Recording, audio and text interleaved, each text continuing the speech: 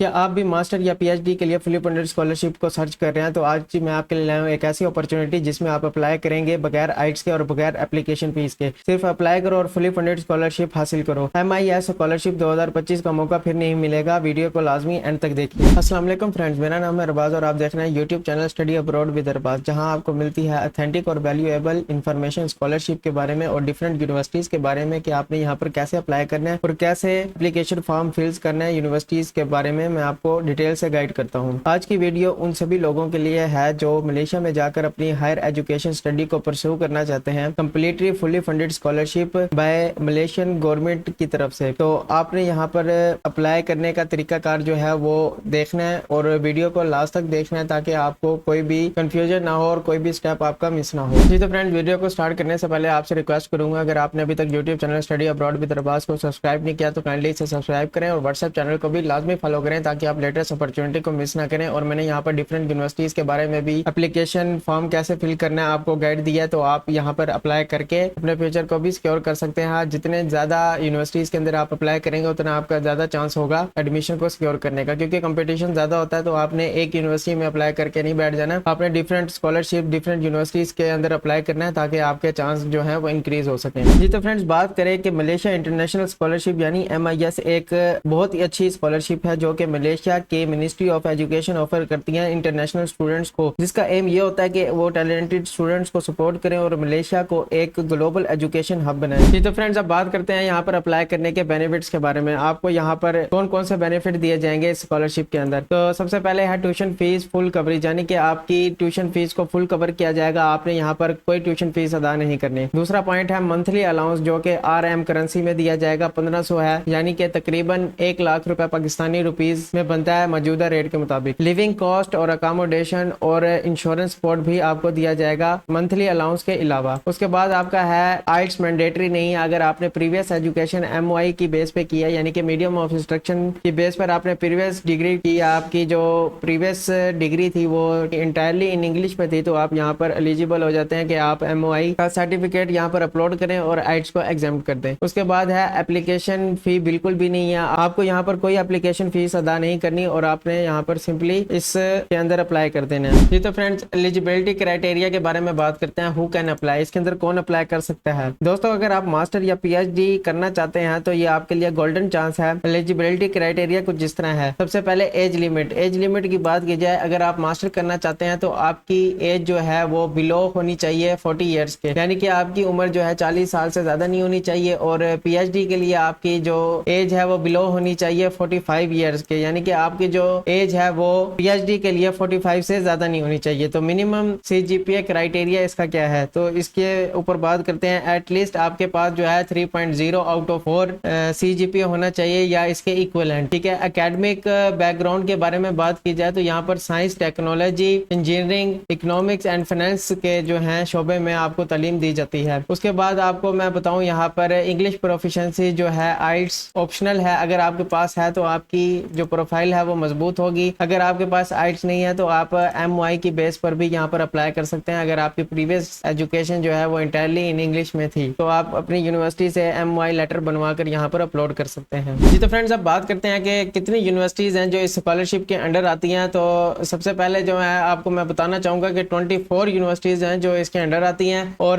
20 university ایسی ہیں جو کہ پبلک یونیورسٹیز ہیں اور 4 یونیورسٹیز ایسی ہیں جو کہ پرائیویٹ یونیورسٹیز ہیں. تو ٹوٹل 24 یونیورسٹیز اس کے انڈر آتی ہیں. اب سوال پیدا یہ ہوتا ہے کہ آپ کتنی یونیورسٹیز کے اندر ایک اپلیکیشن کی مدد سے اپلائی کر سکتے ہیں؟ تو اس کا آنسر یہ ہے کہ آپ ایک اپلیکیشن میں 3 یونیورسٹیز کو میکسیمم سلیکٹ کر سکتے ہیں اور یہاں پر 3 یونیورسٹی کو سلیکٹ کر کے اپلائی کر سکتے ہیں. میں آپ کو دکھا رہا ہوں کہ پبلک یونیورسٹیز جو 20 پبلک یونیورسٹیز ہیں ان کے نام کون کون سے ہیں. تو آپ یہاں پر دیکھ سکتے ہیں اور یہ جو ہے اگر آپ کمنٹ سیکشن میں کہیں گے تو میں اس کا جو ہے آپ کو کمپلیٹ 24 یونیورسٹیز جو ہیں آپ کو واٹس ایپ چینل پر بھی سینڈ کر دوں گا تاکہ آپ کے لیے ایزی ہو. تو آپ ان کو دیکھ سکتے ہیں، میں آپ کو اسکرول ڈاؤن کر کے دکھا رہا ہوں تو آپ ان کا اسکرین شاٹ بھی لے سکتے ہیں. پرائیویٹ یونیورسٹیز جو ہیں وہ 4 یونیورسٹیز ہیں جو کہ یہ ہیں. اب بات کرتے ہیں کہ آپ نے اس کے اندر کیسے اپلائی کرنا ہے اور اس کا اپلیکیشن پروسیس کیسے ہے. تو اسٹیپ بائی اسٹیپ میں آپ کو بتاتا ہوں. آپ نے ان کے آفیشیل MIS پورٹل کے اوپر اپلائی کرنا ہوتا ہے. آن لائن اپلیکیشن فارم جو ہے وہ فل کرنا ہوتا ہے جس میں آپ نے پرسنل اکیڈمک انفارمیشن جو ہے وہ اپلوڈ کرنی ہوتی ہیں. تو ڈاکومنٹس کے بارے میں بات کرتے ہیں کہ آپ کو یہاں پر اپلائی کرنے کے لیے کون کون سے ڈاکومنٹ جو ہیں وہ ریکوائرڈ ہوں گے. تو سب سے پہلے موسٹ امپورٹنٹ ڈاکومنٹ جو آپ کا ہے پاسپورٹ. اگر آپ کے پاس پاسپورٹ نہیں ہے تو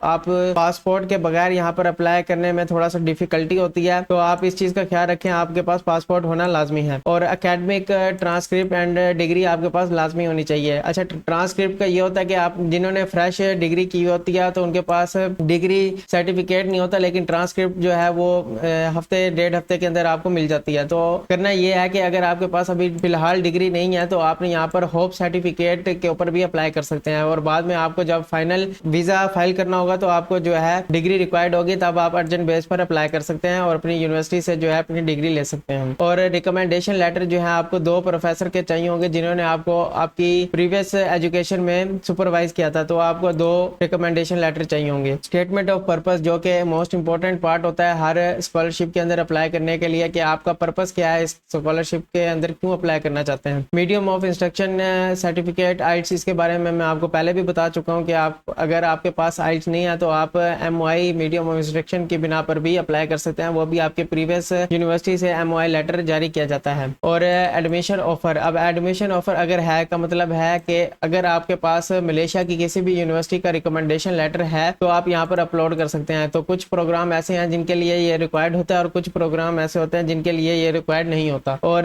CV اینڈ ریزیومے جو کہ آپ کا موسٹ امپورٹنٹ پارٹ ہوتا ہے, جس کی مدد سے آپ کی پروفائل کو جج کیا جاتا ہے. اور CV آپ کی جو ہے وہ یورپین فارمیٹ میں ہونی چاہیے اور اسٹرانگ CV ہونی چاہیے. اس کے بعد جو ہے آپ کا موٹیویشن لیٹر یا statement of purpose. Motivation letter یا اسٹیٹمنٹ آف پرپز بات ایک ہی ہے, لیکن اس کے پورٹل پہ آپ جب جائیں گے تو آپ کو ایک شارٹ سا اسٹیٹمنٹ آف پرپز دینا ہوگا, اور موٹیویشن لیٹر جو ہے وہ PDF کی فارم میں اپلوڈ کرنا ہوگا. ریسرچ پرپوزل, اگر آپ PhD ایپلیکینٹ ہیں تو آپ کے لیے جو ہے وہ ریسرچ پرپوزل PhD کینڈیڈیٹس کے لیے ضروری ہے. اگر آپ ماسٹر کے لیے اپلائی کر رہے ہیں تو آپ کے لیے یہ پارٹ ضروری نہیں ہے. اور اس کے بعد جو ہے آپ نے اپلیکیشن فارم کو فل آؤٹ کرنا ہے اینڈ سبمٹ اینڈ ڈن. آپ کی اپلیکیشن فارم جو ہے وہ سبمٹ ہو جائے گی. اب میں آپ کو لے کر چلوں گا پورٹل کے اوپر, آپ نے اکاؤنٹ کیسے بنانا ہے, اور اس کے بعد جو ہے آپ نے اپلیکیشن فارم کیسے فل کرنا ہے, اور کون کون سے ڈاکومنٹس ہیں جو اور کیسے اپلوڈ کرنا ہے. یہ سارے طریقہ جو ہے میں آپ کو لائیو اپنے کمپیوٹر اسکرین کی مدد سے دکھاؤں گا. تو آپ نے ویڈیو کو لاسٹ تک دیکھنا ہے, اور چینل کو ابھی تک سبسکرائب نہیں کیا تو کائنڈلی سے سبسکرائب کریں, اور واٹس ایپ چینل کو بھی فالو کریں تاکہ آپ لیٹسٹ اپرچونٹی کو مس نہ کریں. جیسے ہی مجھے اچھی اپرچونٹی ملتی ہے تو میں آپ کے لیے ایک ویڈیو بنا دیتا ہوں, تو آپ نے چینل کو لازمی سبسکرائب کرنا ہے. تھینک یو جی. تو فرینڈز, آپ نے اس ویب سائٹ پہ آنا ہے. اس ویب سائٹ کا لنک جو ہے میں آپ کو ڈسکرپشن میں دے دوں گا تاکہ آپ کو کوئی ایشو نہ ہو. اور اس ویب سائٹ پر آنے کے بعد آپ کے پاس یہاں پر لکھا ہوا ہے ملیشین انٹرنیشنل اسکالرشپ MIS, اور اس کے بارے میں آپ کو یہاں پر کچھ پوائنٹس دیے گئے ہیں, آپ ان کو پڑھ لیجئے گا. اور سب سے لاسٹ اور امپورٹنٹ پوائنٹ یہ ہے کہ کال فار اپلیکیشن جو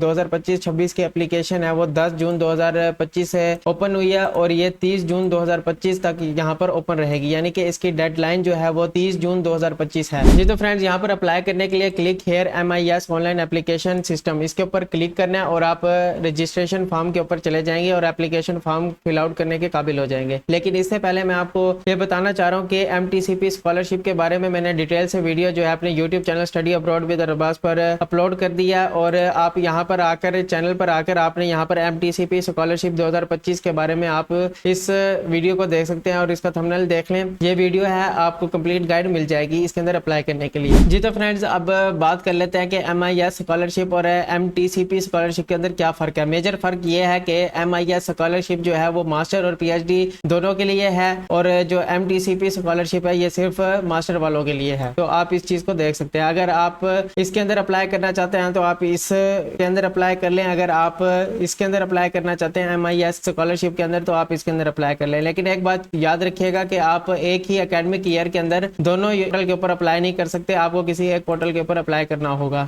یا تو آپ MIS اسکالرشپ والے پورٹل پر اپلائی کر لیں یا پھر آپ MTCP اسکالرشپ والے پورٹل پر اپلائی کر لیں. جی تو فرینڈز, آپ بات کرتے ہیں اس کے اندر کیسے اپلائی کرنا ہے. جیسے ہی اس لنک کے اوپر کلک کریں گے تو یہاں پر ایک جو ہے نا ویب سائٹ کے اندر ایشو آ رہا ہے کہ وہ جو ہے نا رجسٹریشن فارم کے اوپر لے کر نہیں جا رہا, وہ اسی ویب سائٹ کے اوپر ریڈائریکٹ کر رہا ہے. میں آپ کو ایک اور دفعہ کر کے دکھا دیتا ہوں. تو وہ جو ہے نا اسی ویب سائٹ کے اوپر جو ہے نا ریڈائریکٹ کر رہا ہے. جیسے ہی یہ مسئلہ حل ہوتا ہے اس پورٹل کا تو میں آپ کو جو ہے ایک علیحدہ سے ویڈیو بنا دوں گا اس کے اندر کیسے اپلائی کرنا ہے اور کیسے رجسٹریشن فارم کو فل کرنا ہے. ملتے ہیں اپنی نیکسٹ ویڈیو میں, اور جیسے یہ مسئلہ حل ہوتا ہے میں آپ کو اس کے بارے میں بتاؤں گا. تو تب تک کے لیے اللہ حافظ.